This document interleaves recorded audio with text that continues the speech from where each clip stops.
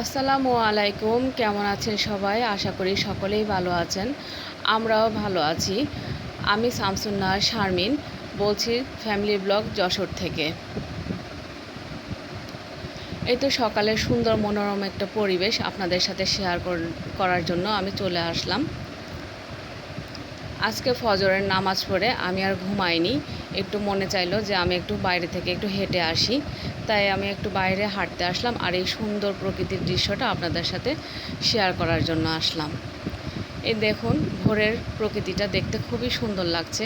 ওই তো দূরে দেখা যাচ্ছে কিছু ছাগল বেঁধে রাখা আছে, আর ওই যে সাদা সাদা বকগুলো উড়ে যাচ্ছে এবং একটা দুটো পাখিও আকাশে উড়ে যাচ্ছে, আর মৃদু বাতাস বইছে। খুবই ভালো লাগছে পরিবেশটা।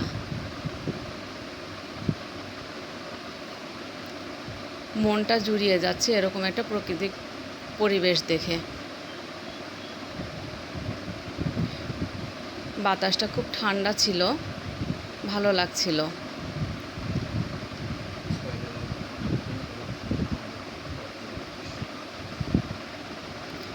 আর দূরে দেখা যাচ্ছে কিছু তাল গাছ দাঁড়িয়ে আছে। ভিডিওটা অনেক বড় হয়ে যাবে, সেজন্য আমি আর বাকি আমাদের যে সকালে আর কিছু কার্যক্রম ছিল সেগুলো আমি আর আপনাদের সাথে শেয়ার করলাম না। সরাসরি চলে আসলাম দুপুরে রান্নাবান্নায়। এই তো দেখুন, আমি খড়ির চুলে রান্না করছি। এই যে আগুন দেখা যাচ্ছে, আর উপরে মাংস হচ্ছে, গরুর মাংস। আর পাশের হাঁড়িতে, অত বড় হাঁড়িতে বসিয়ে দিয়েছি ভাত।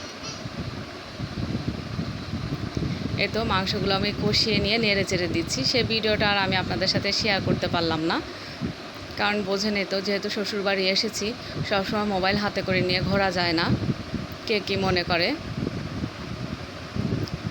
তারপর যতটুকু পেরেছি আমি আপনাদের সাথে শেয়ার করেছি। এই পাশে বসে এক ভাবি, আমাদের ভাবি হয় আমাদের সম্পর্কে, ওনাকে বললাম আমাকে কিছু শুকনো ঝাল বেটে দেন।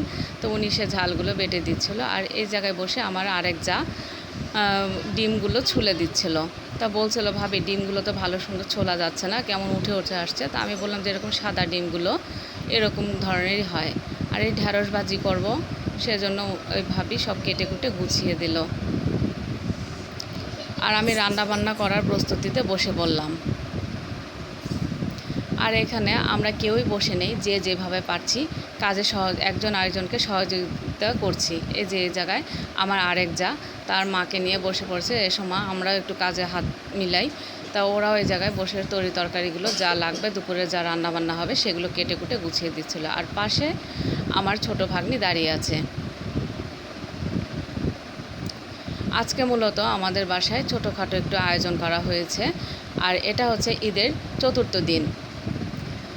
বেশি কিছু আয়োজন করে না, আর বেশি কিছু মানুষও না, আমরা নিজেরাই। তার ভিতরে আমার ননদ জামাই, ভাগ্নি, এদের দুই ভাগ্নিকে এদেরকে দাওয়াত করা হয়েছিল।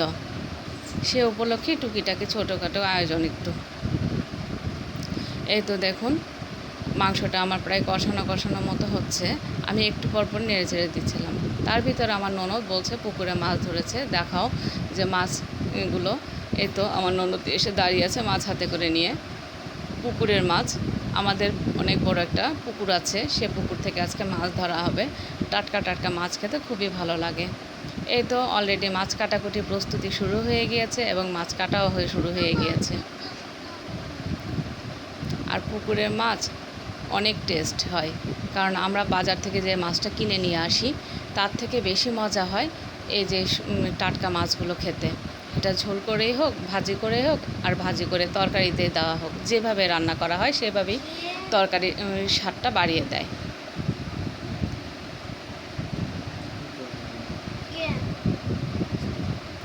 এবার আমি চলে আসলাম আপনার সাথে দেখানোর জন্য যে পুকুর থেকে মাছ ধরা হচ্ছে। আমার ভাসুর, দেওর, আমার বড় ছেলে, আমার দেবরের ছেলে। ওই তো আমার বড় ছেলে দাঁড়িয়ে লুঙ্গি পরে সে পানিতে দাঁড়িয়ে আছে। এই যে সেও তার চাচাদের সাথে নেমেছে পুকুরে মাছ ধরার জন্য। আর এই পাশে বসে আছে আপনাদের ভাইয়া, আমার ছোট ছেলে, এবং কি আমাদের এক নাতি ছেলে। দেবরের ছেলেটাকে বলছিলাম, বাবা তুমি কী করছো ঝুড়ির মধ্যে কী আছে? সে আমাকে বলছে যে কাকিমা, এই জায়গায় একটা ছোট্ট একটা তেলাপিয়া মাছ আছে। আর ওই জায়গায় জাল টাল প্রস্তুত করা হচ্ছে, মাছ আরও কিছু মাছ ধরবে বলে, তাই। এই যে সে আমাকে দেখাচ্ছে, এই যে দেখেন কাকিমা, শুধু একটা তেলাপিয়া মাছ এই পর্যন্ত উঠেছে, আর বাকিগুলো সব বাড়ি দিয়ে এসেছি। যে মাছগুলো আমি আপনাদের দেখালাম সেগুলো ওই তো দেখাচ্ছে সে আমাকে। আর এখানে আমার শাশুড়ি মা দুটো মাছ হাতে করে নিয়ে দাঁড়িয়ে আছে।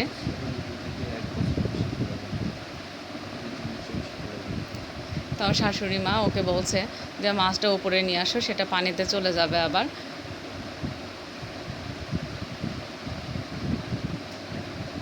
আমার ছোট ছেলেও চলে আসছে, এই যে একটা চিংড়ি মাছও ধরা হয়েছে।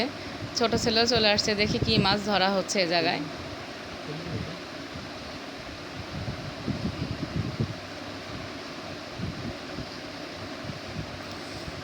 পুকুরটা দেখতে এত সুন্দর লাগছিল যে চারপাশে সবুজ ঘাসপালা দিয়ে ভরা, খুবই ভাল লাগছিল। ওই তো তারা জাল পাচ্ছে, মাছ ধরবে তাই। আর উপর থেকে আমার হাজব্যান্ড বলতেছিল বড় ছেলে সম্পর্কে যে ওকে পানিতে বেশিক্ষণ ভিজিয়ে রেখো না, ওকে উপরে তুলে দাও। তা আমি আবার বলছিলাম যে থাক, একটু পানিতে ভিজলে কিছু হয় না, একটু অভ্যাসও থাক, ওদের আনন্দেরও দরকার আছে। এই যে আরেকজনও নেমে পড়লো পুকুরে মাছ ধরার জন্য। 4 জন নেমেছে পুকুরে মাছ ধরার জন্য। তা আমি আবার উপর থেকে বলছি যে মাছ তো ধরার আগে জাল থেকে বের হয়ে চলে যাচ্ছে। তো তারা আবার হাসছে। ওই তো দেখুন, দেখা যাচ্ছে কত মাছ উঠেছে জালে।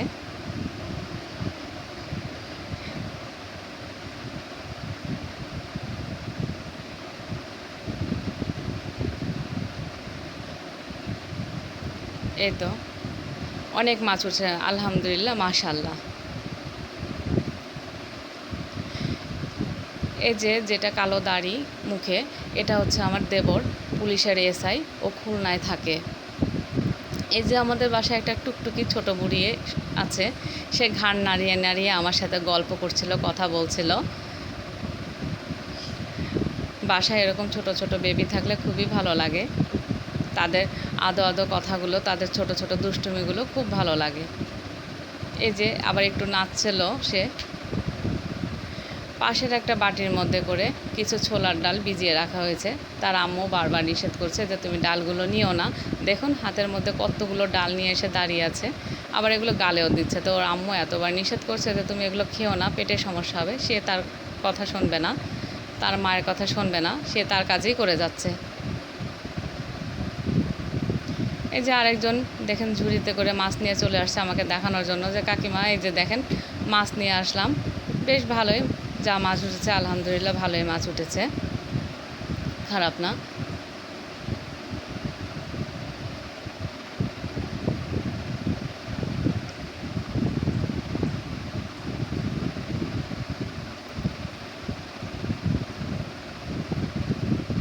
এই যে আমাদের বুড়িটা,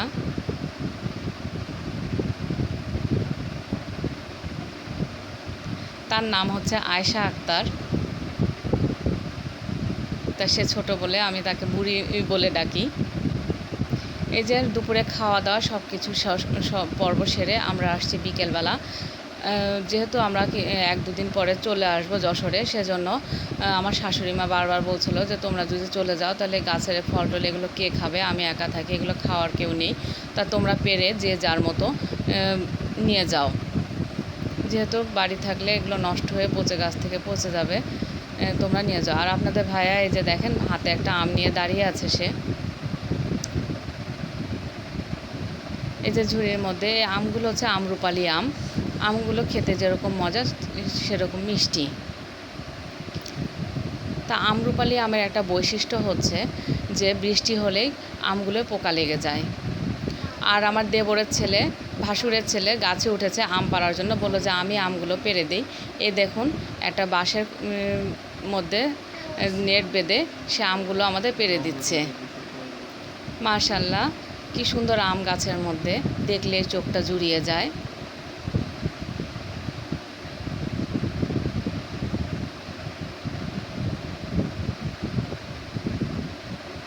এই যে উপর থেকে আম পেড়ে পেড়ে দিচ্ছে, তো আমার দেবর এগুলো সব ঝুড়ির মধ্যে রাখছে।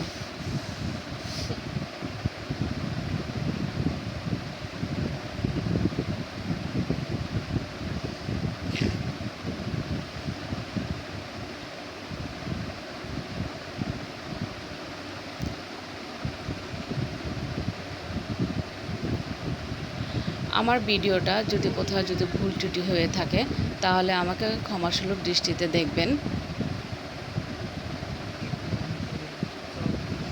এই যে আমাদের পুকুরের আশেপাশে অনেক গাছ লাগানো হয়েছে, যেরকম কচুর গাছ, কলা গাছ, অনেক বিভিন্ন ধরনের ফলের গাছ লাগানো হয়েছে।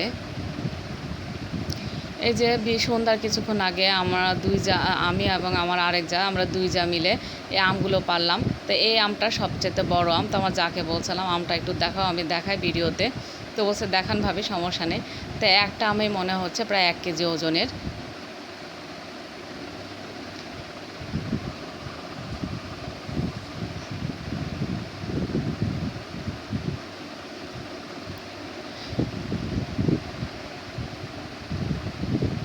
এই যে আমাদের যে বিকেলবেলা যে যার মতো আমরা হাঁটাহাঁটি করছিলাম, যে যার মতো কথা গল্প চলছিল। এবার আমগুলো যে জায়গায় সবগুলো রাখা হয়েছিল সে জায়গায় আমগুলো আমার যা রেখে দিচ্ছে।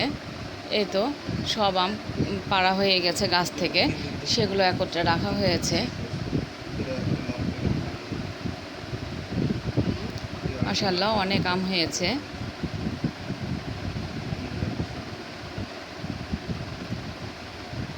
আর এই যে কাঁঠালগুলো দুপুরবেলা গাছ থেকে পেড়ে নিয়ে এসে উঠোনে এক কোণে রেখে দেওয়া হয়েছিল, যাতে করে কষগুলো পড়ে যায় আর আমাদের নিতেও যেন কষ্ট না হয়। এগুলো সব আমার শাশুড়ি মা আমাদের দিয়ে দেবে, সেজন্য আগে থেকেই সব গুছিয়ে দিচ্ছিল। এই তো কষগুলো দেখেন সব পড়ছে কাঁঠালের গা থেকে। অনেক বড় বড় কাঁঠাল ছিল। এই কাঁঠালগুলো যখন পাকে তখন যেরকম সুগন্ধ বেরোয়, সেরকম খেতেও খুব মজা হয়েছিল এই গাছের কাঁঠালগুলো।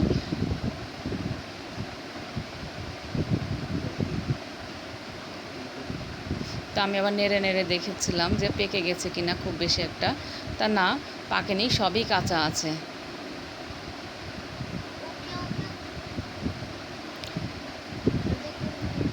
এই যে অনেকগুলো কাঁঠাল গাছ থেকে পেড়ে নিয়ে আসা হয়েছে। আর এখানে আমাদের ছোট্ট করে একটা বেলি ফুল বাগান আছে। এই দেখেন সাদা সাদা তারার মতো ফুলগুলো, ফুল না অবশ্য কলিগুলো ধরে আছে। ভালোই লাগছিল। সন্ধ্যার কিছুক্ষণ আগে এই ভিডিওটা আমি করেছি। এ তো ভালোই লাগছে। আজকে এই পর্যন্তই শেষ করছি। আল্লাহ হাফেজ। আসসালামু আলাইকুম।